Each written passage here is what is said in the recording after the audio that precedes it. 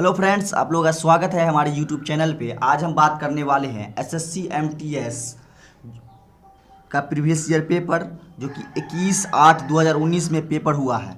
तो बिना time waste किए चलते हैं क्वेश्चन की तरफ। क्वेश्चन नंबर 1 कह रहा है कि भौतिकी के क्षेत्र में नोबेल पुरस्कार प्राप्त करने वाले पहले व्यक्ति कौन थे। तो नोबेल पुरस्कार प्राप्त करने वाले पहले व्यक्ति थे विल्हम कॉनरेड रॉटजन। तो क्वेश्चन नंबर 1 का आंसर हो जाएगा आपको ऑप्शन नंबर सी। अब इस विल्हम कॉनरेड जॉन के बारे में हम देख लेते हैं। पहले उससे पहले हम नोबेल पुरस्कार के बारे में बात करेंगे। नोबेल पुरस्कार की स्थापना स्वीडन के वैज्ञानिक बर्नहार्ड ने 1901 में की थी। अगला पॉइंट है कि भौतिकी के लिए सर्वप्रथम यह पुरस्कार विल्हम कॉनरेड रॉटजन को मिला था। इन्होंने एक्सरे की खोज की थी, इसलिए इसे सर्वप्रथम पुरस्कार मिला था। नेक्स्ट क्वेश्चन पे चलते हैं। Question number 2।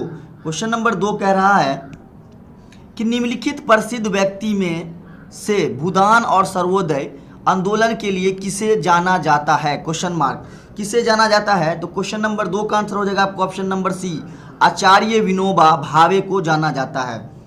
इसका बारे में हम पॉइंट देख लें, इंपोर्टेंट पॉइंट पे बात डिस्कस करें कि आचार्य विनोबा भावे भारत के स्वतंत्र संग्राम सेनानी, सामाजिक कार्यकर्ता तथा प्रसिद्ध गांधीवादी नेता थे।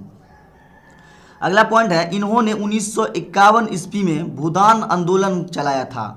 ठीक है, अगला क्वेश्चन पे चलते हैं। क्वेश्चन नंबर 3 पे कह रहे हैं 1527 ईस्वी में खानवा के युद्ध में राणा सांगा को किसने हराया। Question mark. तो क्वेश्चन नंबर 3 का आंसर क्या हो जाएगा आपको ऑप्शन नंबर ए।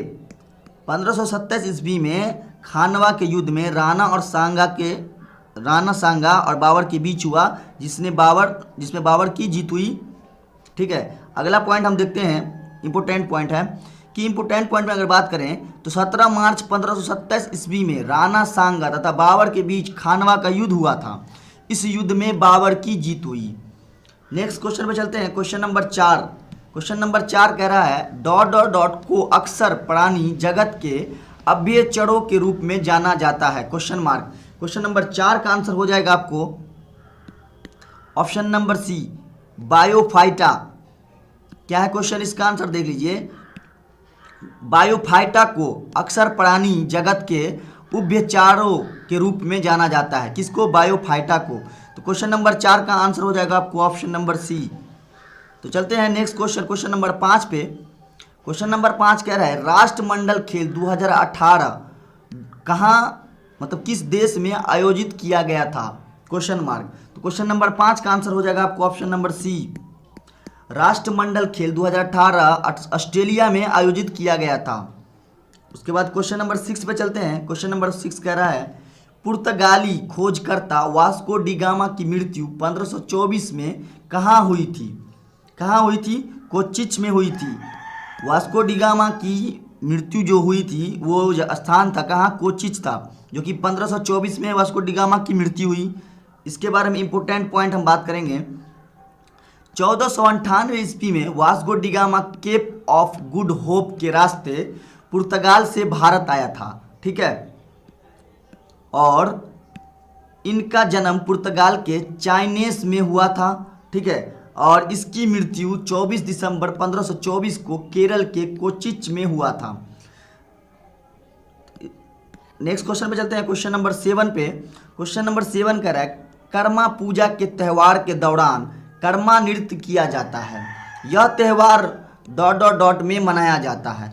यह त्यौहार जो है किस ऋतु में मनाया जाता है। तो क्वेश्चन नंबर 7 का आंसर हो जाएगा आपको ऑप्शन नंबर डी, पतझड़ ऋतु में मनाया जाता है। कर्मा पूजा के त्यौहार के दौरान जो नृत्य होता है वो पतझड़ की ऋतु में मनाया जाता है। क्वेश्चन नंबर 8 पे चलते हैं। क्वेश्चन नंबर 8 कह रहा है कि गुजरात के उस आखिरी हिंदू राजवंश का नाम क्या था जिसका शासन 1244 से 1304 तक चला। क्या था? क्वेश्चन नंबर 8 का आंसर हो जाएगा आपको ऑप्शन नंबर सी, वाघेला राजवंश। ठीक है, इसका इंपोर्टेंट पॉइंट देख लें कि सोलंकी वंश के राजा व्यागदेव ने बघेला वंश की स्थापना की थी। किसने की थी? राजा व्यागदेव ने बघेला वंश की स्थापना की थी। अगला पॉइंट है इस वंश का शासन काल 1244 से 1304 तक रहा, मगर खिलजी वंश ने गुजरात के आखिरी हिंदू राजवंश को समाप्त कर दिया। नेक्स्ट क्वेश्चन नंबर 9 पे चलते हैं। क्वेश्चन नंबर 9 कह रहा है कि निम्नलिखित में से कौन सी नदी गोदावरी की एक सहायक नदी नहीं है। ये पॉइंट हमेशा देखा करिए, काफ़ी एग्जाम में बच्चे लोग करते हैं कि नहीं देखते ही नहीं, क्वेश्चन आधा पढ़ा और आंसर लगा देते हैं, इसमें गलती होने की संभावना होता है।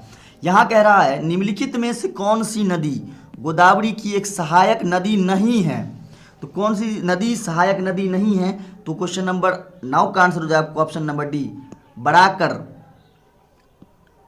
इंपोर्टेंट पॉइंट पे बात करें कि गोदावरी दक्षिण भारत की प्रमुख नदी है, गोदावरी दक्षिण भारत की प्रमुख नदी है, ठीक है, और प्रायद्वीप भारत की सबसे लंबी जो कि 146 किलोमीटर लंबी नदी है। तो क्वेश्चन नंबर 10 पे चलते हैं। क्वेश्चन नंबर 10 कह रहा है निम्नलिखित में से किस तत्व में सबसे अधिक घनत्व होता है, क्वेश्चन मार्क। क्वेश्चन नंबर 10 का आंसर हो जाएगा आपको option number C, ओसीयम।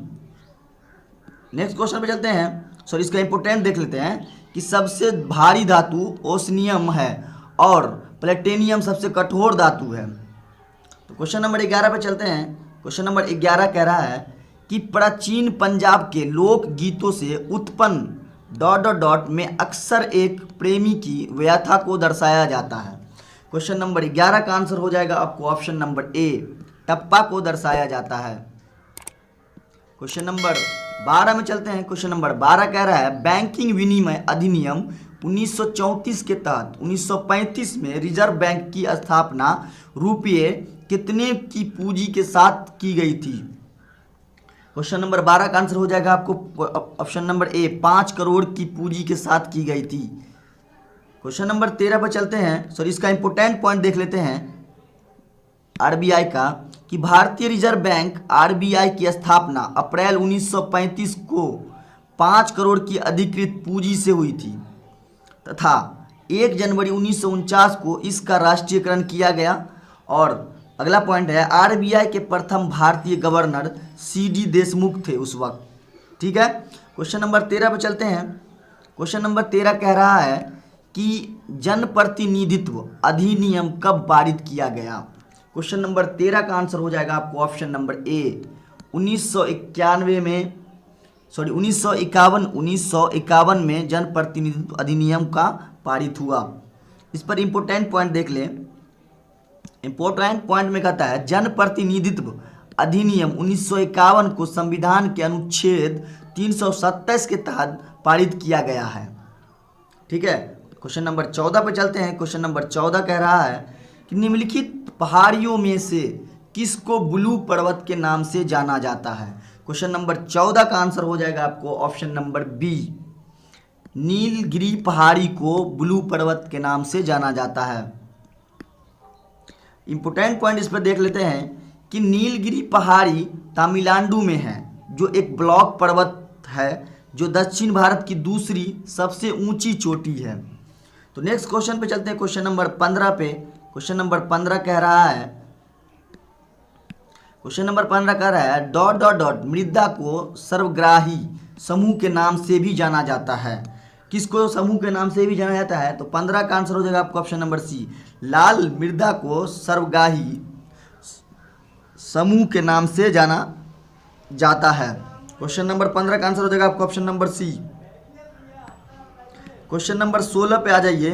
Question number 16 कह रहा है निम्नलिखित प्रदूषण में से कौन सा द्वितीयक प्रदूषक है, क्वेश्चन मार्क। क्वेश्चन नंबर 16 का आंसर हो जाएगा आपको ऑप्शन नंबर ए, ओजोन प्रदूषण में से कौन सा द्वितीयक प्रदूषक है, तो वो कौन है, ओजोन है। क्वेश्चन नंबर 17 पे चलते हैं। क्वेश्चन नंबर 17 कह रहा है कि ... अंबा विलास के नाम से जाना जाता है। क्वेश्चन नंबर 17 का आंसर क्या हो जाएगा आपको ऑप्शन नंबर सी, मैसूर महल को अंबा विलास के नाम से जाना जाता है। क्वेश्चन नंबर 18 पे चलते हैं। क्वेश्चन नंबर 18 कह रहा है भारतीय संविधान का जनक किसे माना जाता है। क्वेश्चन नंबर 18 का आंसर हो जाएगा आपको option number D, Bhimrao Ambedkar को भारतीय संविधान के जनक माने जाते हैं, ठीक है। इस पे अगर पॉइंट देख लें हम कि बी एन राव को संविधान के प्रारूप समिति का अध्यक्ष बनाया गया था। इस समिति के सदस्यों की संख्या 7 थी। अगला बात, संविधान सभा में अंबेडकर का निर्वाचन पश्चिम बंगाल से हुआ था। ठीक है, क्वेश्चन नंबर 19 पे चलते हैं। क्वेश्चन नंबर 19 कह रहा है कि एशियाई महिला रग्बी चैंपियनशिप 2019 में भारतीय महिला रग्बी टीम ने किस टीम को हराकर महिलाओं की पहली अंतर्राष्ट्रीय टीम जीत दर्ज की थी? तो क्वेश्चन नंबर 19 का आंसर हो जाएगा आपको ऑप्शन नंबर बी, सिंगापुर को हराने के बाद। ठीक है, क्वेश्चन नंबर 20 पे चलते हैं। क्वेश्चन नंबर 20 कह रहा है कि किस संविधान संशोधन अधिनियम के तहत संविधान की प्रस्तावना को संशोधित किया गया था? किस संविधान संशोधन अधिनियम के तहत संविधान की प्रस्तावना को संशोधित किया गया था? क्वेश्चन नंबर 20 का आंसर हो जाएगा आपको ऑप्शन नंबर 42वें संविधान संशोधन को। ठीक है, इस पर अगर हम पॉइंट देख लें, पॉइंट कर रहा है 42वां संवैधानिक संशोधन 1976 ईस्वी में किया गया था। इस संशोधन को मिनी संविधान भी कहा जाता है। नेक्स्ट पॉइंट है इसमें कि इस संशोधन से ही प्रस्तावना में समाजवाद, पथनिरपेक्ष तथा अखंडता शब्द जोड़ा गया था। तो हमारे वीडियो अच्छी लगी हो तो हमारे चैनल को सब्सक्राइब करें, लाइक करें और बेल आइकन को जरूर दबा दें। वीडियो अच्छी लगे तो दोस्तों में शेयर जरूर कर दें।